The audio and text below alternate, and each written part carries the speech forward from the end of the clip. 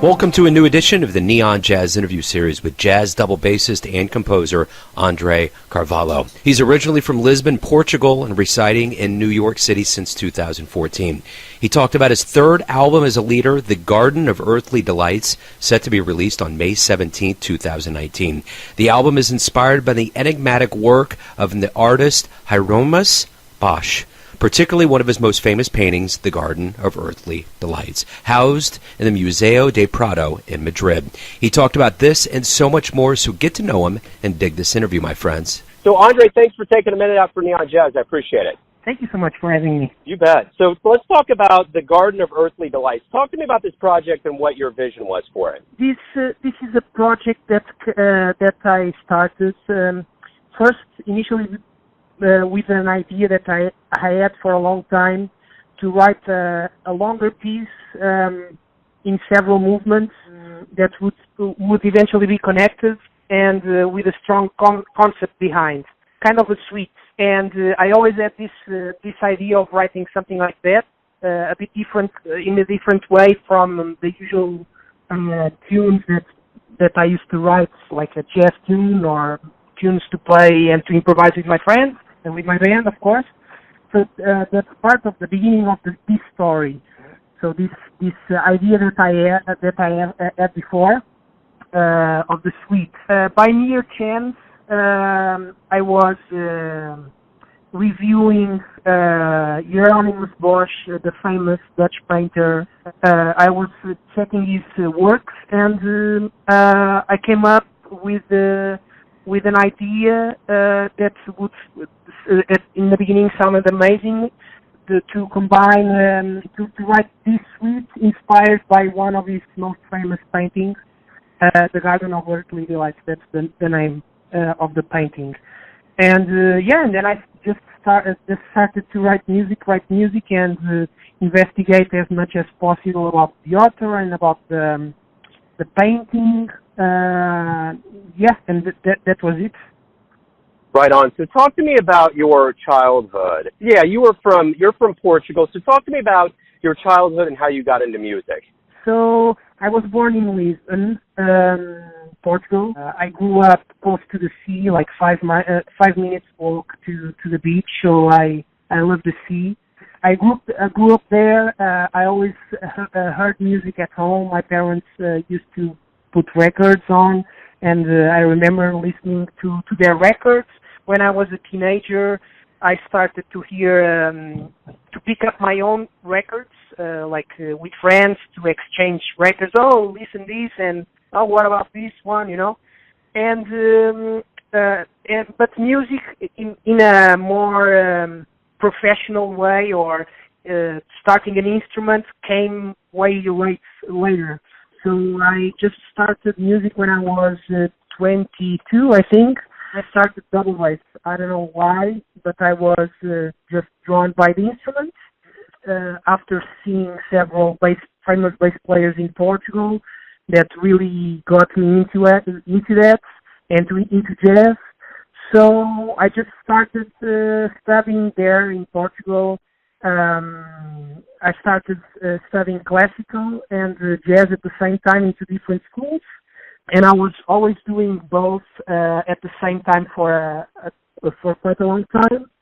Then in a specific moment of my life, I decided to focus a bit more on classical, but I was always playing jazz outside. So I went to Vienna in Austria and studied classical for 4 years. That's my undergrad.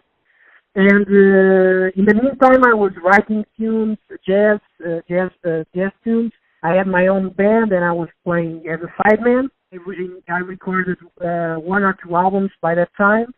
Yeah, and then eventually I came up here to New York to take my master because I really wanted to focus on playing jazz and being here in New York. Yeah, and that's it. And the third album just came recently. That's it. So did you always have a dream of moving to New York City?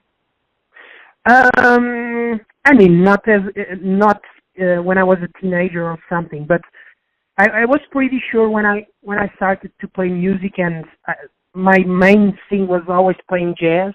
I always had the feeling that in a moment of my life, sooner or later, I would be here. I didn't know when. I didn't know for how long. But I always thought that eventually I would just pass by. And I've been here for 5 years, so almost. So are you happy with where your career is at right now with your third album and everything that's going on? Yeah, I think it's going great. Of course, this is my third album. I try to do things in a different way from my previous albums.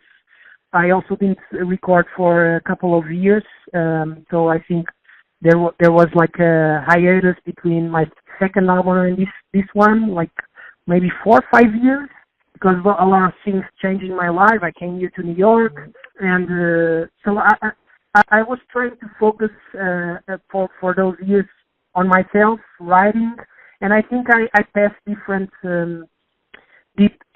stages in my development. That, let's say it like that. Yeah, but I'm really happy with the direction my career is taking. I hope it just keeps going.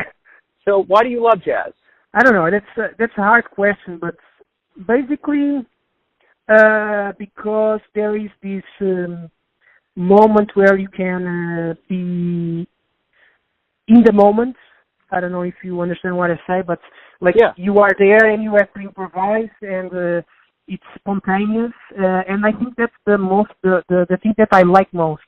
I also like the fact that I can be performer, and I can be a composer, and I can be a real-time composer if I'm improvising. So all of those things I like to do. So jazz really, I think it's the music that I really enjoy, and that's why I love it, I think.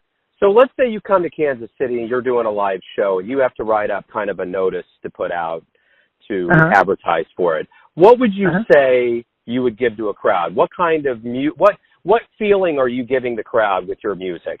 Well, with this CD, I would say that it's a good blend of different landscapes. Since it's inspired in this famous painting, and the painting is so diverse and has so much detail, that I think the music I wrote for this album has a bit of that. It has like harsh moments, intense moments, but it also has like soft moments. Gives enough space to the improvisers to play in the moment. But I also have a lot of written music. So basically that's it. It's this concept that started with the painting about Bosch, the painter vision about humankind, how he sees how humans live in Earth. Of course, he lived like 500 years ago, but basically his perspective on humankind, that we are responsible for what we do. What we do now will have effects sooner or later. So basically that's it. Beautiful. Andre, thank you for taking some time out for Neon Jazz today to talk about the new album and your life music. I appreciate it. Thank you so much. Thanks for listening and tuning in to yet another Neon Jazz interview, where we give you a bit of insight into the finest players in Portugal, New York City, Kansas City, and spots all over the world, giving fans all that jazz. And thanks to Andre for his music and his stories. If you want to hear more interviews, go to Famous Interviews with Joe Domino on the iTunes Store. Visit Neon Jazz at youtube.com. And for everything Neon Jazz, go to the neonjazz.blogspot.com. Until next time, enjoy the jazz, my friends.